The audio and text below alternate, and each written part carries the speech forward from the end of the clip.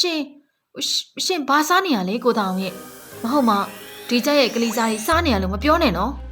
ဟုတ်တယ်ကျုပ်ပိုက်စားလို့အဲ့ဒီကြက်ရဲ့ကလေးစားတွေထုတ်စားနေရဟမ်ရှင်မပြောလိုက်တယ်ကြက်ရဲ့ကလေးစားတွေထုတ်စားနေရဟုတ်လားဟုတ်တယ်လေအဲ့ဒါဘာမှလို့ရှင်ယူးမြတော့မလားကိုတောင်ရဲ့ခုလိုကြက်ကလေးစားကိုအစိမ့်လိုက်ဘသူစားလို့တော့တိတ်စားတာပေါ့ကွာ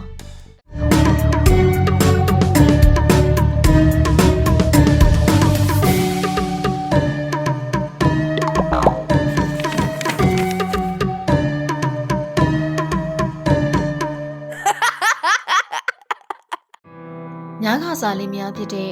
တာအောင်နဲ့ကြာကြီးကတာအောင်ဇာတွေ့ရဖြစ်တဲ့ဇီကုန်းရွာလေးကိုအတူပြောင်းနေခဲ့ကြတယ်ဟေးကိုတောင်ဒီအိမ်ကရှိအိမ်လားတော့ဟုတ်တယ်ကြာကြီးရဲ့ကိုငယ်ငယ်တုန်းကကိုမိဘတွေနဲ့အတူနေခဲ့တဲ့အိမ်ပဲကိုမိဘတွေလည်းမရှိကြတော့ဘူးဆိုတော့ကိုမိဘတွေခေါင်းချသွားတဲ့ဒီအိမ်လေးမှာပဲအတူနေကြဖို့အတွက်ကြာကြီးကိုခေါ်လိုက်ရတာပါကျမနားလေပါတယ်ကိုတောင်အောင်ရဲ့ရှေ့အိမ်ထဲမှာဝမ်းနေနေတဲ့ခန်းစားချက်ကိုလည်းကျမခန်းစားမိပါတယ်ကို့နားလဲပြီလို့ကျေးဇူးပါပဲကြာကြီးရေ။အော်ဒါနဲ့အထုပ်တွေထားဖို့အိမ်ထဲဝင်ကြစို့ပြီးမှရွာရိယမျိုးတွေနဲ့အကုန်လိုက်မိတ်ဆက်ပြီးမယ်။ဟုတ်ကဲ့ပါကိုတောင်။အဲ့လိုနဲ့ရက်တွေကုန်ဆုံးသွားပြီးတညမှာတော့တောင်တို့လင်မယားနှစ်ယောက်ကအိပ်ယာဝင်နေခဲ့ကြတယ်။အဲ့ဒီအချိန်မှာပဲတောင်ကအဲ့နေရတိတ်တိတ်လေးထသွားခဲ့တာပါ။အဲ့ဒါကိုကြာကြီးကသိလိုက်တော့ဟမ်ကိုတောင်အောင်ညဘက်ကြီးဘယ်သွားတာပါလဲ။အော်အပေါ့သွားတာနေမှာပါလို့ပြောပြီးကြာကြီးလည်းပြန်ရင်းနေလိုက်တယ်ခဏလောက်ကြာပြီးနောက်တော့မဟုတ်သေးပါဘူးကိုတောင်တယောက်အပြင်ထွက်သွားတာအရမ်းကြာနေတယ်မဟုတ်မှဒီရွာငယ်ချောင်းနေပိုင်းနဲ့တော့တွေ့နေလားမသိပါဘူးတွေ့မှာကိုတောင်တယောက်တွေ့မှာအဲ့လိုပြောပြီးကြာကြီးလည်းအိမ်နောက်ဘက်ကိုထွက်လာခဲ့လိုက်တယ်အိမ်နောက်ကိုရောက်မှာတော့ကျုံနေနားမှာကြောပြီးပြီးထိုင်းနေတဲ့တောင်ကိုမြင်လိုက်ရတယ်ဟမ်ကိုတောင်ရှင်အမဘာထိုင်လုံနေရလဲအဲ့လိုပြောပြီးအနားမှာရှိနေတဲ့ကြက်ချင်းကိုအကြည့်ရောက်သွားခဲ့ဟေးကြက်ချင်းနဲ့ကကြက်ကတိတ်နေပါလားဘလို့ဖြစ်တာပါလဲကိုတောင်အောင်ရေဟုတ်တော့ကိုတောင်အောင်တို့ကြာကြီးအခေါ်လိုက်မှတောင်ကသူ့ဘက်ကိုလှည့်လာခဲ့ဟမ်ရှင်ဘာစားနေရလဲကိုတောင်ရဲ့မဟုတ်မဒီကြက်ရဲ့ကလေးစားကြီးစားနေရလို့မပြောနဲ့နော်ဟုတ်တယ်ကျုပ်ပိုက်စားလို့အဲ့ဒီကြက်ရဲ့ကလေးစားတွေထုတ်စားနေရရှင်မပြောလိုက်တယ်ကြက်ရဲ့ကလေးစားကြီးထောက်စားနေဟုတ်လားဟုတ်တယ်လေအဲ့ဒါဘာမှလို့ရှင်ယူးမြတော့မလားကိုတောင်ရဲ့ခုလိုကြက်ကလေးစားကိုအစိမ့်လိုက်ဘသူစားလို့တော့တိတ်စားတာပေါ့ကွာတချို့ဆိုအမဲသားအောင်အစိမ့်စားသေးတယ်အိုတော့ဘလို့လူမျိုးကိုယောက်ျားတော်ထားမိမယ်မသိဘူးဘိုက်ဆိုင်ရင်လည်းပြောပါလားတော့ကျမချက်ပေးမှာပေါ့ညဘက်ကြီးမို့မပြောလိုက်တာလေမင်းလည်းအေးအေးပြက်နေမှာစိုးလို့အဲ့လိုဆိုလဲအဲ့လိုဆိုပေမဲ့ရှင်ဟာမဟုတ်သေးပါဘူးတော့အဲ့လိုပြောပြီးကြာကြီးလေအိမ်ထဲကိုပြန်ဝင်သွားခဲ့တယ်။နောက်နေ့မနေ့ရောက်တော့ကြာကြီးလေအိမ်နေရာကနိုးလာခဲ့တာပါ။ညလေကိုတောင်ကြောင့်ကောင်းကောင်းတော့မအိပ်လိုက်ရအောင်။အဲ့လိုပြောပြီးတော့အနားမှာအိပ်ပျော်နေတဲ့တောင်းကိုနှိုးလိုက်တယ်။ကိုတောင်ရေကိုတောင်ထပါအောင်တော့ဟောတော့နိုးလေမလာပါလား။အဲ့လိုနဲ့ကြာကြီးလေတောင်းနဘူးစမ်းကြည့်လိုက်တယ်။ဟေးကိုရီချစ်တော့ပူနေပါလားဒါဆိုညတွေကဖျားနေကြတာထင်နေအဲ့ဒါကြောင့်မို့ထင်အောင်ထင်မှားတွေရှောက်လို့နေတာကြာကြီးအဲ့လိုပြောနေတော့သူတို့အိမ်ထဲကိုဘေးအိမ်ကမိနွေရောက်လာခဲ့ဟဲ့ညီတို့လေးမမထားကြသေးဘူးလားတော့ကျုပ်ကဒီမှာဟင်းလာပို့တာဟေးဟုတ်လားကျေးဇူးပါပဲမိနွေရေဒီမှာလေးကျုပ်ယောက်ျားနေမကောင်းဖြစ်နေလို့တော့အဲ့ဒါဘာလို့မှမသိဖြစ်နေတာဒီကမှစီးစရာလည်းမရှိဘူးမလားအဲ့ဒါတော့ဟုတ်တယ်ကြာကြီးရဲ့ဟိုဒီလိုလုပ်ပါလားနင်တို့အိမ်နောက်မှာအုံးမင်းနေပင်ရှိနေတာသိရမလား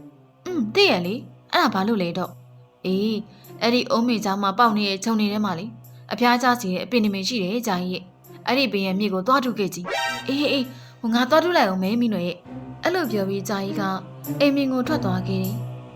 အိမ်နောက်တော့မိနွယ်ကဟဲ့တောင်းအဲ့ကျင်အောင်စောင်းမနေနဲ့တော့မျက်လုံးဖွင့်လို့ရပြီမိနွယ်အဲ့လိုပြောလိုက်တော့တောင်းလဲအိမ်နေရကမျက်လုံးပွင့်လာခဲ့တယ်မိနွယ်မင်းလာတယ်နော်ကျုပ်ကမင်းကိုလွမ်းနေတာတိတ်လဲလွမ်းမနေပါနဲ့နောက်3ရက်နေပြီးတွေ့ရတော့မှာအေးပါကျုပ်လည်းအဲ့ဒီအချိန်ကိုပဲစောင့်နေတာတပတ်မှာတော့ကြာကြီးကပါဒူးတက်လက်နဲ့ခြုံနေနာအနွယ်ပင်ကိုအာကျုံမှန်တဲ့နဲ့တူးနေခဲ့တာပါ အမလီယောက်ျားလေးတယောက်ယူမိပါတယ်များလိုက်တဲ့ဒုက္ခအဲ့လိုပြောရင်တူးနေတော့မြေကြီးတွေကနေအယိုးကောင်းကွန်တစ်ခုပေါ်လာခဲ့တယ်အမလီလေးဒီဦးကောင်းကွန်ကြီးကဘာလို့ဦးကောင်းကွန်ကြီးတော့မကောင်းတော့ဒီငါတခုခုမှားနေတယ်လို့ပဲ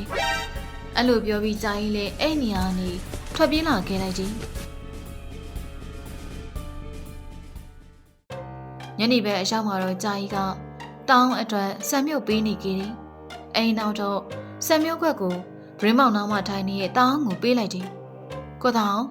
အားရှိအောင်ဆက်မြုပ်လေးတောင်းလိုက်မတောက်ချင်ပါဘူးအရသာမရှိရဲ့အစားဆိုင်လာမကျွေးနဲ့မစားနိုင်တလုံးလောက်ဖြစ်ဖြစ်စားလိုက်ပါကိုတောင်းရဲ့ရှစ်တမနက်လုံးလည်းဘာမှမစားထားအောင်မလားရှစ်အလုံးနဲ့သေလိမ့်မယ်တော့သေကွာအဲ့လိုပြောပြီးတော့ကြာရီးကင်ထားတဲ့ဆက်မြုပ်ခွက်ကိုပေါက်ချပြစ်လိုက်တယ်ရှင်တာဘာလုပ်လိုက်တာလဲကိုတောင်းအဲ့လိုပြောပြီးကြာရီးကထိုင်ကုန်မှာထိုင်နေတဲ့တောင်းကိုကပ်မြက်လိုက်တာတောင်းလေထိုင်ကုန်အောက်ကိုကျသွားပြီးတော့ချက်ချင်းအိပ်ပျော်သွားခဲ့တယ်နောက်နေ့မနေ့ရောက်တော့ကြာရီးလည်းအိတ်နေရနိုးလာခဲ့တယ်ဟာဒီနေ့တော့အိပ်ရဝနေရောအဲ့လိုပြောပြီးအနားမှာအိမ်နေတဲ့တောင်းကိုကျင်းလိုက်တယ်ဟုတ်တော့ကိုတောင်းတယောက်တော့ဒီနေ့လည်းမသက်သာပြန်မလားမသိပါဘူးအဲ့လိုနဲ့ကြာရီးလေတောင်းနဘိုးစမ်းကြည့်လိုက်တယ်အိုးကိုတောင်းနဘိုးကကြစ်တောက်ကိုပူနေပါလားဒီတိုင်းဆိုရင်တော့မဖြစ်တော့ဒီရွာမှာစေကန်းမရှိလေစေကန်းရှိတဲ့ရွာမှာစေကန်းသွားပြမှာဖြစ်တော့မှာအဲ့လိုပြောပြီးကြာရီးလေတောင်းကိုပွေးချင်လို့အိမ်ပြင်ဘက်ကိုထွက်လာခဲ့လိုက်တယ်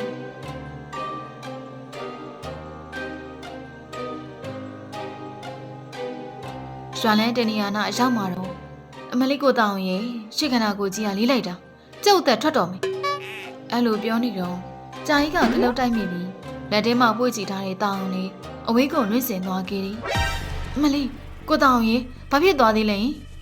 အဲ့လိုပြောပြီးတော့တောင်းအောင်ကိုပြေးသွားလိုက်တယ်အဲ့ဒီအချိန်မှာပဲသူ့နောင်မိနွေကရောက်လာခဲ့တာပါဟဲ့ကြာကြီးညိလန်းလေကောင်းကြီးမှာကိုတောင်းကိုဘာလုပ်နေရလဲတော့ဘာမှမလုပ်ပါဘူးမိနွေရဲ့ဟိုကျုပ်ကိုတောင်းကိုတခြားရွာစေကံပို့မလို့တော့အဲ့ဒါပွေ့ကြည့်လာတာဟေးဒီခနာကိုကြီးကိုညီကဘယ်လိုလုပ်နိုင်မှာလဲဒါလိုလို့ညီယောက်ျားကိုအိမ်မြန်ခေါ်သွားလိုက်ကျုပ်ဟိုဘက်ရအောင်သွားလိုက်စားနဲ့ညီယောက်ျားကိုစေးဝယ်လာခဲ့ပြီ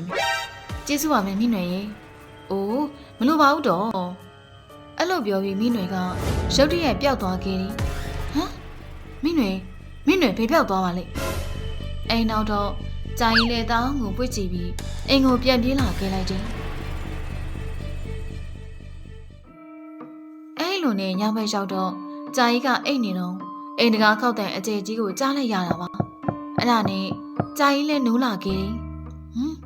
ကိုတောင်အိတ်ရမှလည်းမရှိပါလားမဟုတ်မှအပြင်ထွက်သွားပြီးတကားလောက်ကျသွားလို့ပြန်ဖွင့်ခိုင်းတာများလားအဲ့လိုတွေးလိုက်ပြီးကြာကြီးလည်းတကားကိုဖွင့်လိုက်တယ်အော်မင်းတွေပါလားညာကြီးမို့ကျုပ်ဘာကိစ္စလဲမသိဘူး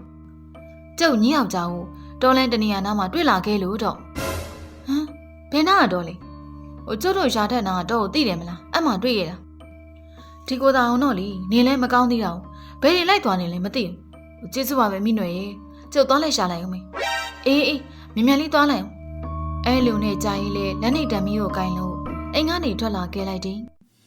တော်လန်တနေရာနာရောက်မှာတော့သူရှိရသွားနေတဲ့တာအောင်နောက်ကျော်ကိုမြင်လိုက်ရတာပါဟဲ့ဟိုမှာကိုတောင်အောင်မေကိုတောင်အောင်ရေကိုတောင်အဲ့လိုပြောပြီးကြာကြီးလေတောင်းနောက်ကိုပြေးလိုက်သွားခဲ့တယ်အမလေးဝါလိုက်တာကိုတောင်ကျုပ်ကိုစောက်မအောင်တော့ဒါမဲ့ကြာကြီးကဘလို့ပဲလိုက်လိုက်တောင်းနောက်ကျော်ကိုသာမြင်နေရပြီးတော့တောင်းကိုမြင်မသွားခဲ့ပါဘူးအိုးအဲ့လိုနဲ့ကျုပ်လည်းအသက်လွတ်တော်မှာကြာကြီးအဲ့လိုပြောနေတော့တောင်းက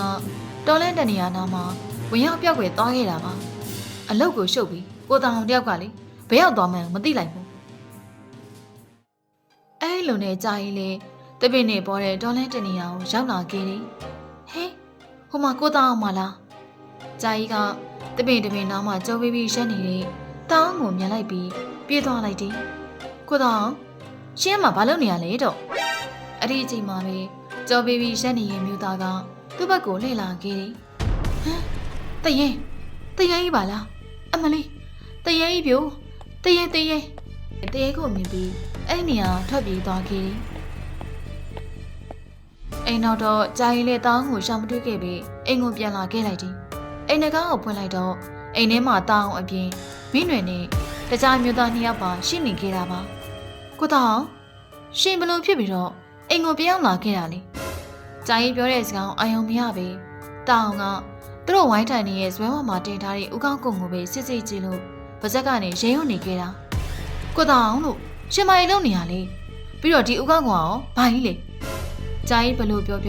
တောင်ကတော့ဖတ်မလုပ်ပါဘူးအဲ့ဒါနဲ့ဂျာကြီးကမင်းတွေကိုတောင်ကဘလို့ဖြစ်တာလဲတောင်ကနေဟက်ကောင်မနေထွက်သွားစမ်းငါတို့မင်းယောက်ျားရဲ့ခန္ဓာကိုယ်အပိုင်သိမ့်မြက်လိုက်ပြီမင်းယောက်ျားမင်းစီကိုဘယ်တော့မှပြန်လာမှာမဟုတ်တော့ဟမ်ကိုတောင်ရှင်မကြီးပြောနေရလေတော့ဂျာကြီးအဲ့လိုပြောနေတော့စပယ်ဝိုင်းနားမှာဝိုင်းထိုင်နေတဲ့အကောင်ကတရေတွေဖြစ်သွားခဲ့တာပါအမလေးတရေပြိုတရေအဲ့ဒါနဲ့ဂျာကြီးလေအိမ်မြင်ဘက်ကိုထွက်ပြေးလာခဲ့လိုက်တယ်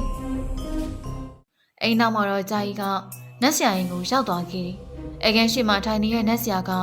ဂျာကြီးထိုင်လိုက်တာနဲ့စာရောတာပါဒုက္ခရောက်လာပြီညယောက်ျားတေလူလူဖြစ်နေတာကြာနေပြီသူ့ကိုယ်ရဲ့ဝင်ထားရဲ့သူက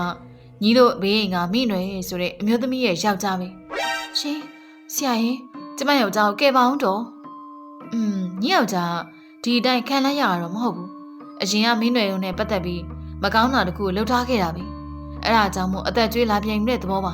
ကျုပ်မြင်ပြောရရင်တော့ညယောက်ျားဟာအရင်တော့မတော်တဆနဲ့လူသက်မိခဲ့တယ်တင်တယ်အဲ့ဒီအလောင်းကိုလေမင်းတို့အိမ်ရဲ့အုံးမိနှစ်ပေကြားမှာမြုပ်ထားခဲ့တယ်ရှင်ဒါဆိုကိုတောင်ကအရင်ကမကောင်းတာကြီးလုပ်ခဲ့တာပေါ့နော်ယောက်ျားယူရင်ကြည့်ဦးတာမဟုတ်ဘူးခုတော့ညီဒုက္ခနဲ့လှမ်းလာတွေ့ပြီမဟုတ်လားဟုတ်ပါတယ်ဆရာကြီးကျမမှားတာပါကျမကညာခံခဲ့ရတာပါအမလေးကိုတောင်ရေလုံးရက်လိုက်တာတော့အိမ်နောက်တော့တောင်လေးဆုံးသွားခဲ့ပြီးဂျာကြီးလည်းသူတို့ရွာကိုပြန်မှုအတွက်ထုတ်ကိုဆွဲလို့အိမ်ရှိကိုထွက်လာခဲ့လိုက်တယ်နှုတ်ဆက်ပါတယ်ကိုတောင်ရေအဲ့လိုပြောပြီးဂျာကြီးလည်းထုတ်လီဆွဲလို့သူတို့နှစ်ယောက်နေခဲ့တဲ့အိမ်ကိုကြောက်ခိုင်းကထွက်လာခဲ့လိုက်တော့တယ်